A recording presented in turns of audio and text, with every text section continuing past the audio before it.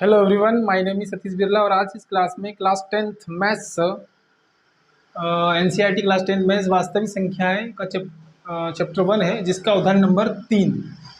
तो देखते हैं इस क्वेश्चन को और बहुत सरल तरीके से करेंगे। सरल है, कठिन नहीं है, सिर्फ दिखने में ऐसा दिख रहा है। तो दर्शाइए कि एक धनात्मक विषम पूर्णांक का रूप ऐसा है या ऐसा है ना, के रूप का होता है और क्यों एक पूर्णांक है। हमको ये दर्शाना है, ये भी सिद्ध करना है कि विषम पूर्णांक जो है धनात्मक, वो भी इस रूप का या इस रूप का होता है। तो धनात्मक विषम पूर्णांक की बात कर रहा है सिर्फ, है ना, किसकी? धनात्मक। तो जो पूर्णांक होते हैं 1 2 3 4 5 6 7 8 9 आगे तक हम कर सकते हैं, लिख सकते हैं अनंत तक। तो धनात्मक वो भी विषम की बात कर रहे हैं, मतलब इनकी बात नहीं, सम संख्याओं को निकाल कर 1 3 5 7 और 9 ये सी संख्याएं जो विषम संख्याएं होती हैं, इनकी बात कर रहा है कि इनका जो रूप है या तो 4q+1 के रूप का होता है या फिर 4q+3 के रूप का होता है। ठीक, यही सिद्ध करना है। चलिए तो हम करते हैं, वो भी धनात्मक की बात कर रहा है ना। तो जब विषम की बात कर रहा है कि धनात्मक पूर्णांक को जो विषम पूर्णांक है वो उनका रूप ऐसा होता है, ये सिद्ध करना है। तो हम ए को भी विषम ही मानेंगे कि माना ए कोई धनात्मक विषम पूर्णांक, ऋणात्मक भी होते हैं ना, सम और विषम। तो धनात्मक विषम पूर्णांक है और बी निकालना है। तो बी कहाँ से निकलेगा? बी यही हमारी जो यूक्लिड विभाजन एल्गोरिथम से। तो बी बराबर कौन होगा? ये इसके तुलना कंपैरिजन करेंगे हम, है ना। तो बी बराबर कितना आ रहा है, तथा बी बराबर 4 ठीक है, ये लाइन हो गई। तो हम क्या करेंगे, अगर माना हम भाग देंगे, अब बी हमारा ये हो गया, ए में हम विषम संख्या में 4 का अगर भाग देते हैं, है ना, विषम संख्या है ए, धनात्मक विषम पूर्णांक है, और अगर विषम संख्या में हम 4 का भाग देंगे तो हमको कोई भागफल मिलेगा q और कोई हमको शेषफल मिलेगा r, है ना। तो b अगर 4 हो, b कौन हो? 4 हो, है ना, r से b कैसी हो?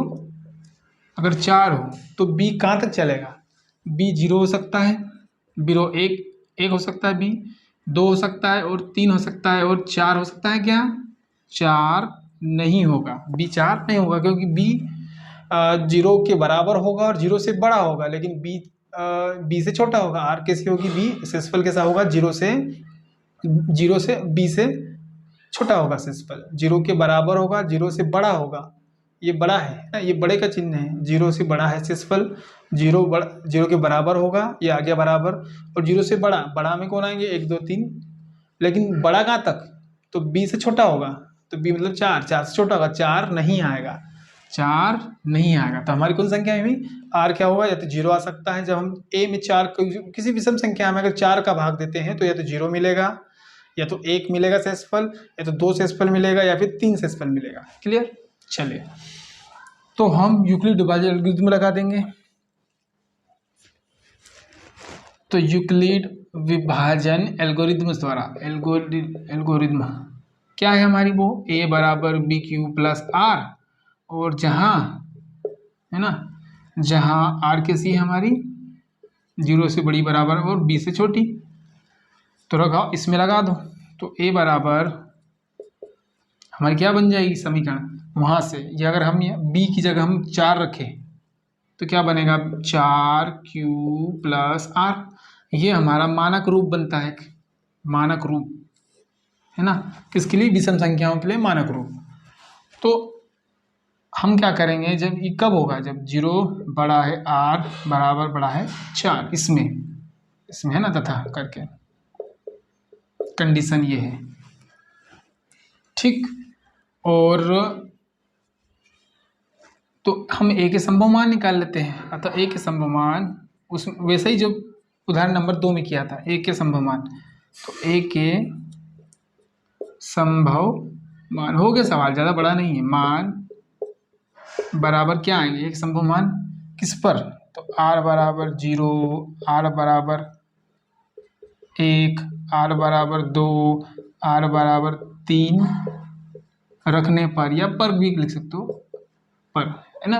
अब ये r की जगह रखते जाओ तो क्या क्या मिलते जाएगा, एक ही वैल्यू, तो हमको क्या मिलेगा, तो a बराबर हमको मिलेगा, यहाँ क्या रखेंगे 0, तो 4q plus 0, 4q plus 1, 4q plus 2, है ना, 4q प्लस 3, 0 1 2 3। अब ये वैल्यू हमको मिली ए की वैल्यू, ए बराबर ये, ए बराबर ये, ए बराबर ये और ए बराबर ये, अलग अलग भी लिख सकते हो, मैंने एक साथ लिख दिया है, ठीक है। तो ए के संभव मान कैसे मिले हम, जब ए आर बराबर 0 रखने पर ये मिला, आर बराबर 1 रखने पर ये मिला, आर बराबर 2 पर ये मिला और आर बराबर 3 रखने पर ये मिला। तो अब इनको सिद्ध करना है कि कौन सा, अलग अलग करना है तो अलग अलग लिख सकते हैं। तो इसमें हमको ये सिद्ध करना है कि विषम पूर्णांक का जो रूप है वो ऐसा और ऐसा है, मतलब कौन सा, ये वाला है और ये वाला है, ये सिद्ध करना है।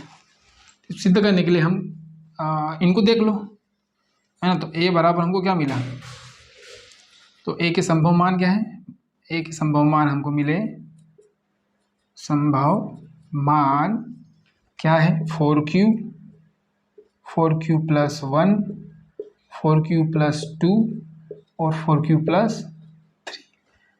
चलिए, तो ये वाला पहले और ये वाला देखो सम संख्या है ना, इसमें ये वाला चेक कर लेते हैं और ये वाला, क्योंकि इसमें 1 है और यहाँ 3 है, तो दिख ही रहा है कि ये 2 से विभाजित है और ये भी 2 से विभाजित। कैसे समझा देता हूँ अलग से, 4q 2 से विभाजित है, 2 का भाग चले जाएगा, 2 से कितनी बार कटा, 2 बार, कितना आया 2q, है ना। वैसा वैसा 4q प्लस 2 ये भी 2 से विभाजित है, ये कैसे 4q प्लस 2, यहाँ दोनों जगह से 2 बाहर आ रहा है, गुणा में आ रहा है, कभी डायरेक्ट कभी नहीं काट सकते हैं ना, याद रखना कि इस 2 से इसको 2 बार काट दिया, इस 2 से इसको 1 बार काटे, गलत है, ऐसा नहीं कटता है। इसके लिए हमको क्या करना है, उभयनिष्ठ संख्या निकालने के बाद ही काट सकते हैं, इसको हल कर सकते हैं, ध्यान रखना इस चीज़ को। तो पहले हम हल करने के लिए क्या करेंगे, इन दोनों में से ऊपर ऊपर उभयनिष्ठ संख्या निकालना पड़ेगी जो गुणा में बने, गुणा में होता है तो ही हम काट सकते हैं। जैसे गुणा में 4 गुणा q, ये गुणा में है दोनों के दोनों, अब इसमें गुणा नहीं है प्लस है, तो प्लस में है तो हम क्या करेंगे, दोनों जगह से 2 निकालेंगे, यहाँ से 2 निकल रहा है, तो जब यहाँ से 4 से 2 निकालेंगे तो कितना आएगा 2q, मतलब 2 यहाँ से निकाल लिया और 2 यहाँ से निकाल लिया, क्लियर हो रहा है। और यहाँ से 2 निकाला तो 1 बचेगा, नीचे कौन आएगा 2, 2 से 2 कट रहा है, मतलब कट रहा है ये संख्या भी, है ना। ये भागफल मिला हमको 2q प्लस 1, क्लियर। नहीं समझ में आया हो तो हम क्या करेंगे, ऐसा भी कर सकते हैं कि जैसे 4 है, इसको मैं अगर आगे ऐसा करूँ कि नीचे देखना ध्यान से, इस 4q को मैं कैसा लिख सकता हूँ, 2 गुणा 2 q, ऐसा लिख सकता हूँ ना, 2 गुणा 2 q और 2 बटे 2। तो ऊपर ऊपर से यहाँ पर भी 2 है और यहाँ पर 2 कॉमन निकल सकता है, बाहर आ जाएगा, तो यहाँ क्या बचेगा 2q और यहाँ क्या बचेगा 1 बटे 2, 2 से 2 कट रहा है, क्लियर होगा। डायरेक्ट समझ में आया ऐसा और ऐसा समझ में आया ऐसा। 4 को मैं 2 गुणा 2 लिख दिया, 2 यहाँ से बाहर आ गया, 2 यहाँ से समान हो गया तो बाहर आ गया, कॉमन उभयनिष्ठ संख्या बाहर निकाल के उसको गुणा में आ गया। अब देखिए गुणा में है ये दोनों, ये जो 2 है ना, ये 2 इसके साथ गुणा में पूरे के साथ, इसका गुणा अंदर करूँगा तो वापिस संख्या बन जाएगी ऊपर वाली, ठीक है। तो 2 से 2 कट गया, ये भागफल मिल गया। इसका मतलब 4q और ये जो है 4q और 4q प्लस 2 सम संख्या है, ये 1 है ना, ये कॉमन नहीं निकलेगा, या 3 है ये भी कॉमन नहीं निकलेगा, मतलब कटेंगे नहीं। तो 4q और 4q प्लस 3 2 से विभाजित हो रहे हैं, बस लिख देंगे, अतः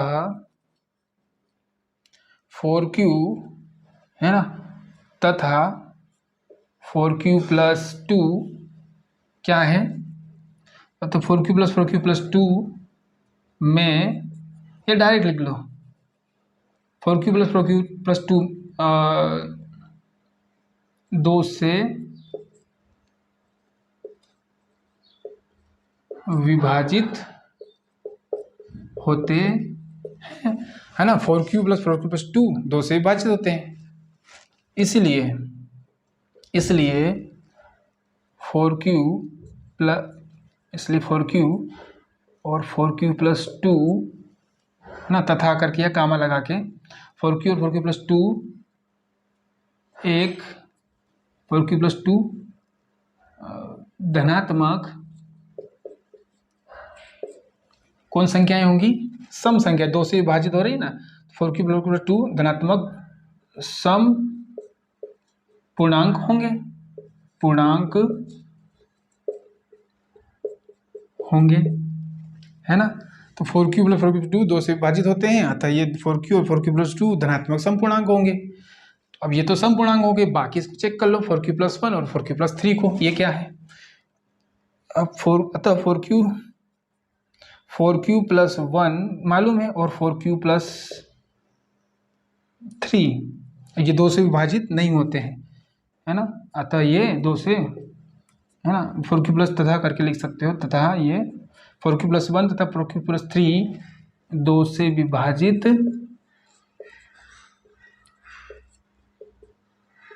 नहीं, है ना, होते, है ना, 2 से विभाजित नहीं होते। अतः 4 क्यूब प्लस 1 और 4 क्यूब और यह वर्ग करके 4 क्यूब प्लस 1 और 4 क्यूब प्लस 3 ये दोनों 2 से विभाजित नहीं होते हैं, तो विषम पूर्णांक होंगे। विषम धनात्मक लिखना पड़ेगा, धनात्मक विषम पूर्णांक का रूप होंगे। बस यही सिद्ध करना था कि दोनों क्या है, धनात्मक विषम पूर्णांक का रूप है या होंगे, या है भी कर दो, हेज कर दो डायरेक्ट, है। क्लियर, क्योंकि ये 2 से विभाजित नहीं होते हैं और ये 2 से विभाजित होते हैं, उनको डिवाइड करके देख लो। जैसे मालूम है संख्या लेती है अभी 4 क्यूब प्लस 3, इसको 2 से विभाजित करके देख लो, भाग करके इसमें। अब यहाँ से 2 इसको मैं ऐसा लिख सकता हूँ ना, 2 गुणा 2 क्यूब प्लस 3। अब 3 को मैं तोड़ नहीं सकता 2 में, तो इसका मतलब क्या कि ये संख्या चेंज नहीं होगी।